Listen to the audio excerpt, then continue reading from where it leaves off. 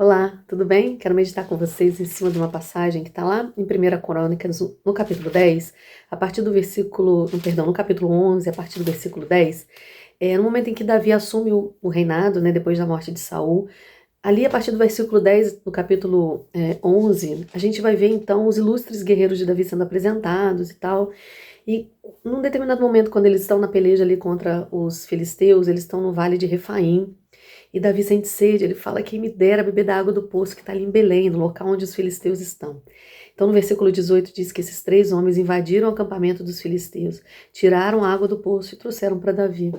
Mas olha o que aconteceu. Davi não se sentiu digno de bebê-lo sozinho, de beber lá sozinho, e derramou como oferta diante do Senhor. Davi sabia que o povo dele estava passando por dificuldades, e ele sabia que os seus amigos haviam ido ali, passado por situações de perigo para pegar aquela água para ele. Diante disso, ele não se sentiu digno e derramou essa água em oferta ao Senhor. Isso mexeu muito comigo, porque mostra um coração realmente segundo o coração de Deus, né, que Davi apresentava.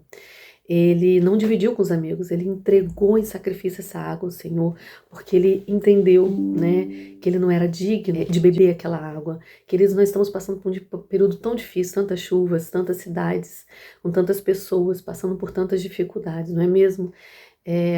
Você já orou por elas no conforto do seu lar, você já se sentiu incomodado a fazer algo por essas pessoas que estão passando por dificuldades?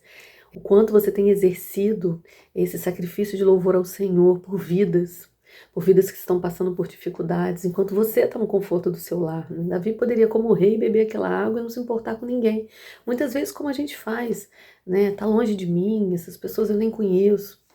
Mas nós precisamos entender que servimos a um Deus de amor, a um Deus que quer que o nosso coração seja um coração contrito ao dele. Essa passagem falou muito ao meu coração no momento em que eu fui fazer o lançamento do livro, e o Senhor já tinha ministrado ao meu coração que os lucros pela venda do livro seriam revertidos para as missões. E a primeira compra o Senhor me mandou não somente dar o lucro, mas dar todo o dinheiro que eu recebesse, inclusive o dinheiro que eu ia pagar os livros. E num primeiro momento meu coração ficou duro, porque eu falei: Senhor, como assim? Como eu vou pagar os livros, né? E Ele me deu essa passagem. Ele me deu essa passagem porque ele me mostrou que eu não era digna de receber nada, porque existiam missionários no campo pagando um alto preço por mim, assim como esses amigos de Davi, né, os comandos guerreiros de Davi, que pagaram um alto preço, foram lá, tiveram coragem de entrar no campo de batalha por Davi. Assim também existiam missionários que estavam fazendo isso por mim, e que eu não era digna de ficar com nenhum centavo da venda desse livro.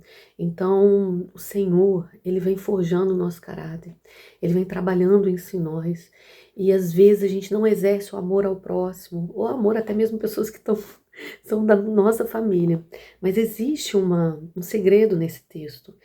A palavra de Deus fala que Ele derramou como oferta diante do Senhor. Quando a gente tem um relacionamento íntimo e profundo com o Senhor, e como eu disse, um coração contrito, um coração segundo o coração de Deus, as demais coisas vão sendo tratadas, né? Que o Espírito Santo possa ministrar isso ao seu coração, que nós possamos ter um coração como o segundo coração de Deus, e que em situações como essa que a gente vive hoje, como as que a gente vai viver mês que vem, como as que a gente vai viver no nosso futuro, sejam sempre, sempre administradas pelo Espírito Santo dentro de nós, e que nós possamos fazer tudo que a gente faça, comendo, bebendo, tudo seja para a honra e glória do Senhor, e que possamos agradá-lo em todos os nossos momentos, em todas as situações.